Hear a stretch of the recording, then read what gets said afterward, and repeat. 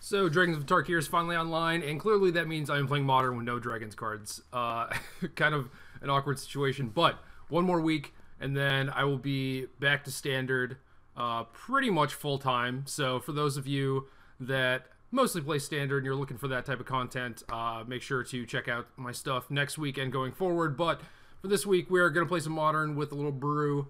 And I featured a green-red version of this deck on the Daily Digest, and since then I saw another list that I think 3-1 daily that had some black cards for Tasigur, Gurmag Angler, and Abrupt Decay, and I made some slight changes to that list, and forgive me for not remembering the original pilot's name. I know Wasteland Tempest was the one that played the green-red one, but I don't remember who was playing the black version. So thanks to whoever that was. And maybe next time I'll do a little more research before I do this. But this deck looks pretty sweet. I do think that Seismic Assault is very, very good in the format right now.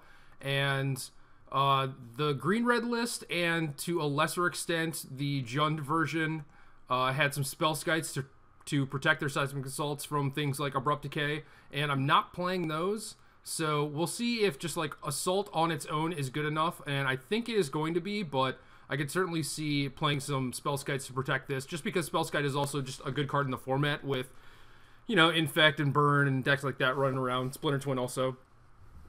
But yeah, Modern is a very creature-centric format right now. Even the combo deck Splinter Twin is of the creature variety, so Seismic Assault seems poised to make a little comeback here. I do like the engine with Life from the Loam and Faithless Looting. I think that's really nice too. It gives you a lot of stuff to do with your mana in these Jund-style decks, which the other ones kind of lack a little bit, you know? Like, they play some discard and some threats and some removal spells, but a lot of the time they just run out of gas going into the mid-game, and this deck has no issues with that, really. So, I do like that aspect of the deck. Obviously, Life from the Loam without cycling lands is a little bit on the weak end, and like maybe that means that 4 copies of Loam without something like Horizon Canopy even is going to be pretty weak if I don't have a Seismic Assault or a Faithless Looting, but you know, that's what we're here to find out. We're gonna play some matches here in this Modern Daily event and figure that out. But Life from the Loam, even if you're dredging and just like getting back some lands or whatever, you're filling your graveyard, which is nice for these Delve fatties here. Give you some more pseudo Tarmogoyfs, and those go well with the Feed the Clans in the sideboard to give you a pretty good burn matchup, I think. Other than that, we have some Countryside Crushers, and I'm unsure if this card is good or not. I honestly have no idea. It seems like it could get really big really fast, but it's also just like this thing that doesn't give you any value, so you might just play it and get it bolted.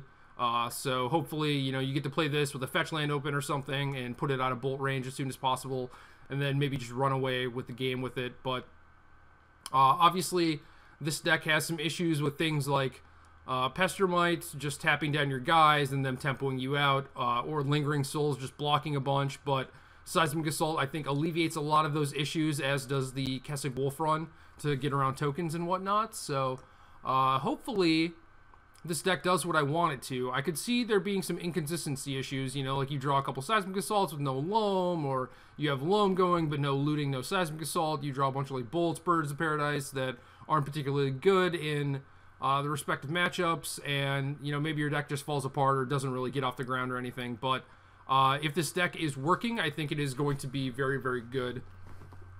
So 25 lands, which might seem like a lot, but we have 4 colorless lands, and I feel like basically 2 of these are kind of like spells, you know? Like, I definitely want Ghost Quarters to go with my Loams. They're going to give me a pretty good matchup against things like Tron, and they certainly help out against Affinity and Infect as well. And then obviously the Wolf Run is there to get your guys through Lingering Souls and whatnot, and then a couple Treetop Villages. So we have a lot going on with our mana base. We have a lot of utility lands. So I don't feel like being flooded is the worst thing, especially if you have a raw Seismic Assault without a Life from the Loam, because then you're still able to utilize Assault to, you know, maybe pick off some Pestermites or give you a little game against Splinter Twin, Deceiver, Exarch, even if your engine isn't fully online. So I think we have a lot to do with our excess lands, which is pretty nice. I mean, obviously there's things like Tasigur too, so got a lot going on. And then what do we have here? 8 fetches, 7 fetchable lands, and that is a little on the higher end from these lists that I've seen. Normally they have like 4 stomping grounds, just like a lot of lands that are fetchable, but not a lot of fetches.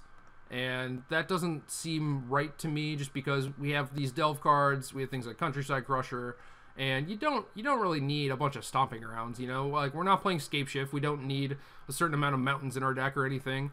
Instead, I have some Firelit Thickets and Copperline Gorges, and some of the lists at Copperline Gorge, but Firelit Thicket is one that I think is quite good, because then it allows you to fetch a basic forest, or allows you to play things like Treetop Village, and still be able to cast Seismic Assault. So, that's about it.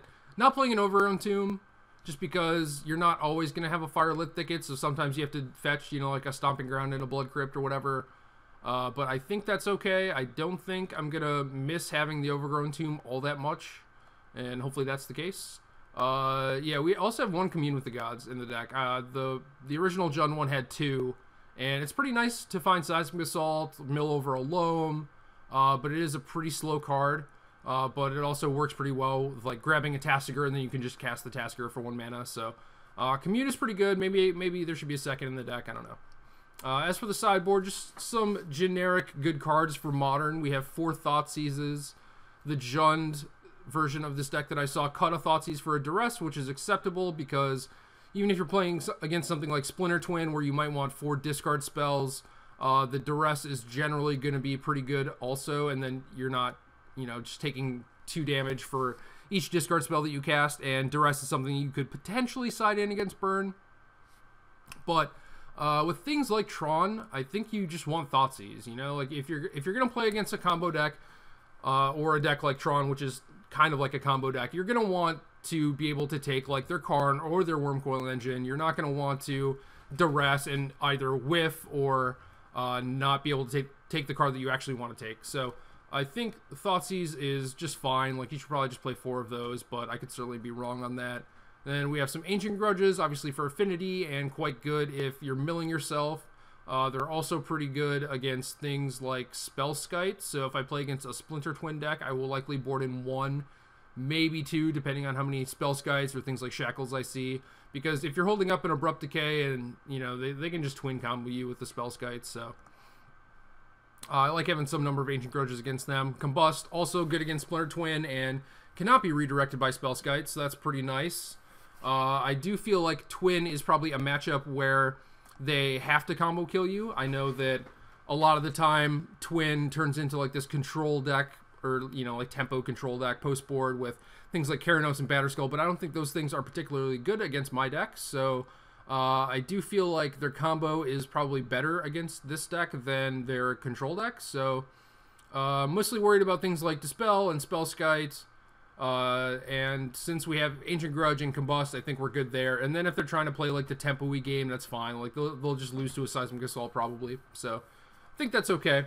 Then we have some Pyroclasms, which are not really for anything specific. I guess you could cite Affinity as a matchup where you would want something like Pyroclasm, but there are a lot of random decks out there, and a lot of them are creatures, you know, so there's things like Merfolk and tokens and blah, blah, blah, where Pyroclasm is actually pretty good. And it just kind of shores up the weakness of the sideboard, where maybe there's a lot of stuff for, like, Burn specifically. We have Feed the Clans, we have Thoughtseize for combo decks, and then it's like, oh, well, we play against this creature deck, and we have, like, no way to really upgrade our deck. So I think Pyroclasm is good there, and if you were not worried about Affinity or did not have Pyroclasm, you know, you'd just be weak against those creature decks in general. But if you're not worried about creature decks and you don't play the Clasm, I would probably play a 3rd Grudge for Affinity. But since we have 2 Grudge, 2 Pyroclasm, I think we're okay there. And then a couple Chokes. And I like Choke out of a deck like this just because you have a lot of threats that they basically have to counter. And Choke makes that even worse for them. And if you ever do slip something under their shields, you know, like maybe you Thoughtseize their Remand or Spell Snare, stick a Tarmogoyf, and then they have to tap out to try and create some sort of board presence to make your Tarmogoyf not just run away with the game, then you can just jam a Choke, and then they basically have no recourse. So I like Choke a lot, and it increases your threat density, even though Choke is not actually a threat. You know, it's not something that kills them. But yeah, I like the way this deck looks, and I'm excited to try it out, so let's go.